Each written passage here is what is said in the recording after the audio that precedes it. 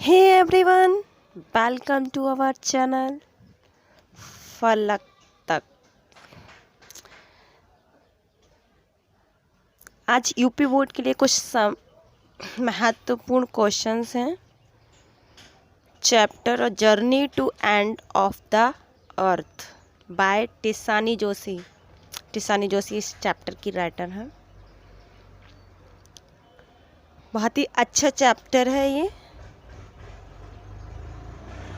अगर आपने ये 3 क्वेश्चंस याद कर लिए तो इसमें शॉर्ट भी याद हो जाएंगे और लॉन्ग भी। वैसे तो ये लॉन्ग क्वेश्चंस हैं।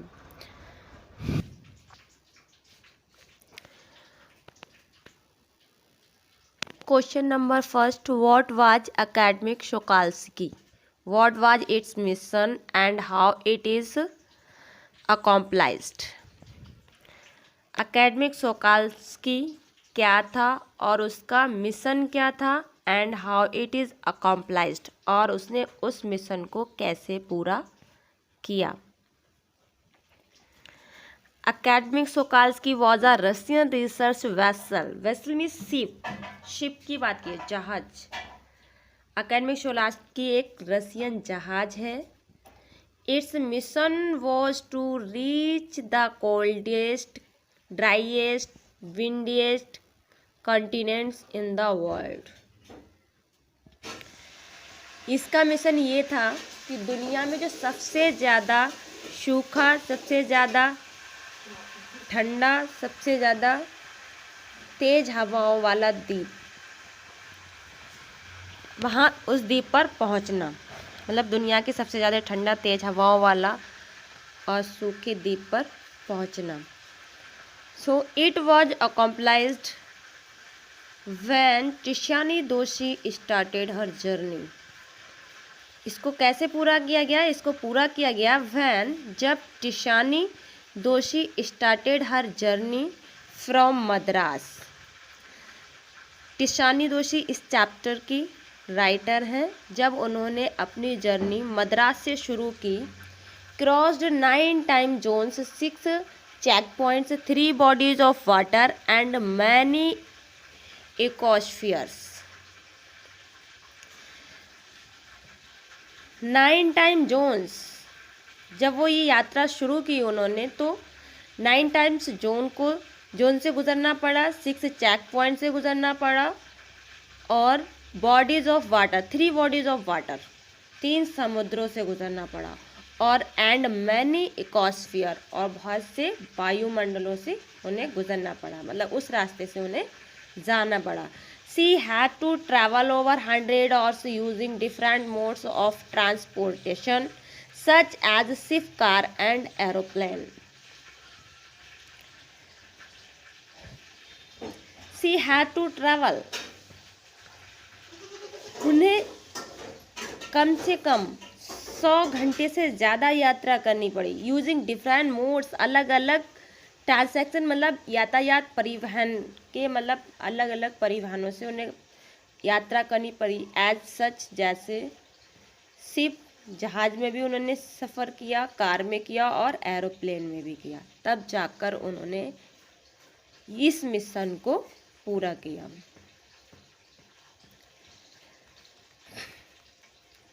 Next question number 2, what was Gondwana, what had happened for 500 million years? Gondwana क्या था?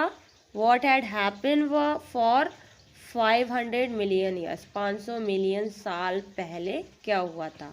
How is Antarctica helpful to find the history of the earth?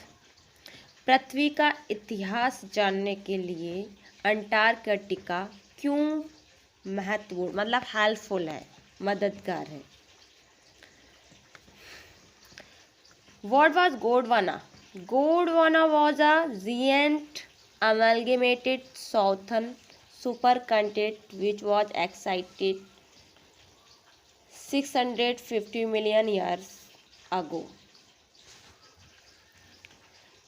Gondwana एक बहुत बड़ा मिश्रित साउथर्न, दक्षिणीय क्या है, महाद्वीप है, विच वॉज एक्सिस्टेड, जो 650 मिलियन साल पहले अस्तित्व में था। For 500 million years when the dinosaurs were destroyed। 500 million साल पहले जब डायनासोर्स हुआ करते थे वो अब डिस्ट्रॉय हो गए, वो लुप्त हो चुके हैं यहाँ से।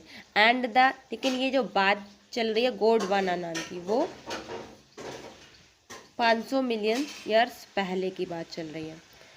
एंड द एज ऑफ ममल्स होते हैं स्तनधारी, जैसे मनुष्य वगैरह, जो मतलब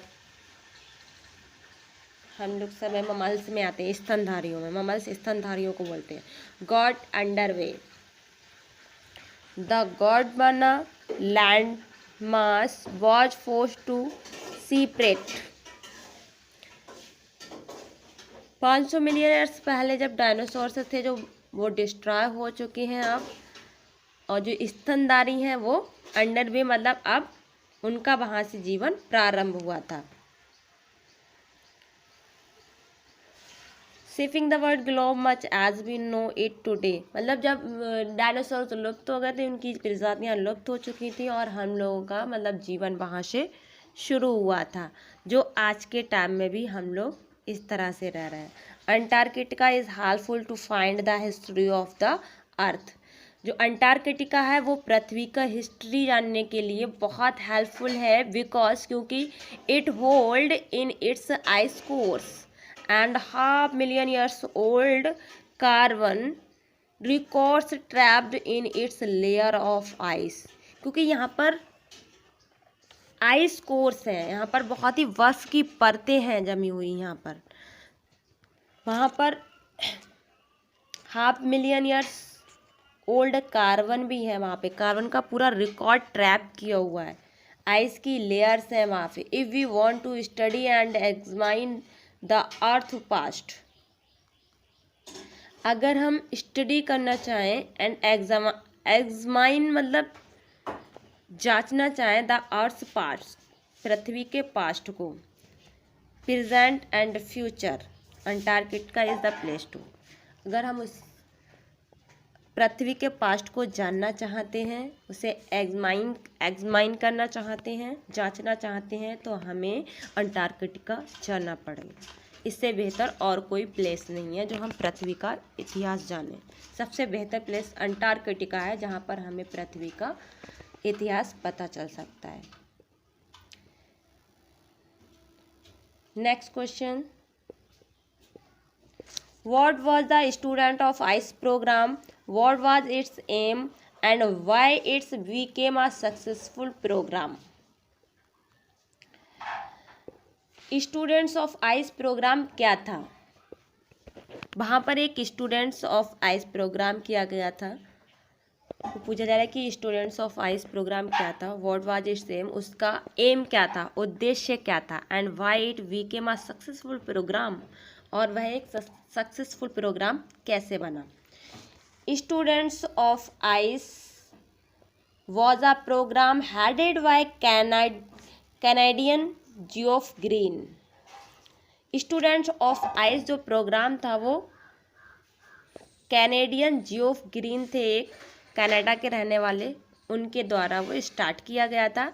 इट्स एम, इसका यह उद्देश्य था, was to provide the students an ample opportunity to understand the Antarctica continent and how global temperature can be a bigger threat to human existence। मतलब इसका ये उद्देश्य था कि स्टूडेंट्स को एक बड़ा अपॉर्चुनिटी, एम्पल में होता है बड़ा और अपॉर्चुनिटी मतलब अवसर, एक इतना बड़ा अवसर देना चाहिए to understand the Antarctica country, मतलब अंटार्कटिका महाद्वीप को समझने के लिए, and how global temperature can be a bigger threat to human existence. मतलब ग्लोबल टेम्परेचर ह्यूमन लाइफ्स को के लिए एक बड़ा खतरा ना बन जाए। It had become a successful program. ये जो प्रोग्राम चलाया गया था student of ice, Canadian Geoff Green के द्वारा। तो इन्होंने क्या यहाँ पर हाई स्कूल के बच्चों को ले जाकर यहाँ का भ्रमण कराना चाहिए, यहाँ पर घुमाना चाहिए, नई सोच के साथ नई जानकारी प्राप्त करवानी चाहिए। तब जियोफ ग्रीन ने ये प्रोग्राम स्टार्ट किया और आखिर ये प्रोग्राम जो था वो सक्सेसफुल हुआ। क्वेश्चन ये भी आ सकता है, how had we come a successful program student of ice. तो हमें आंसर यही लिखना है, it had become a successful program because it offer the future generation of policy maker of life changing experience at an early age when they are ready to observe, learn and most important act। ये इसलिए सफल हुआ था क्योंकि जो Geoff green थे उन्होंने बताया कि बर्फ पर जो विद्यार्थी, स्टूडेंट्स ऑफ आइस का मतलब हुआ बर्फ पर विद्यार्थी प्रोग्राम,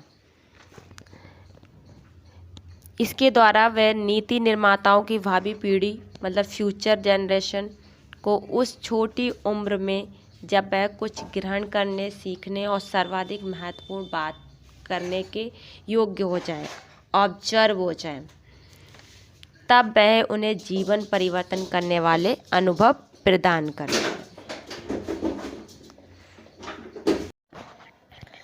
सॉरी अभी जो 5th क्वेश्चन में पढ़ा था स्टूडेंट ऑफ आइस वो गलत था, स्टूडेंट्स ऑन आइस है, वो गलती से टाइप हो गया और मैंने भी वैसे ही पढ़ा दिया, सॉरी। स्टूडेंट ऑन आइस बर्फ पर विद्यार्थी, वैसे तो बर्फ के विद्यार्थी हो जाएगा, वो गलत है। So sorry again and thank you.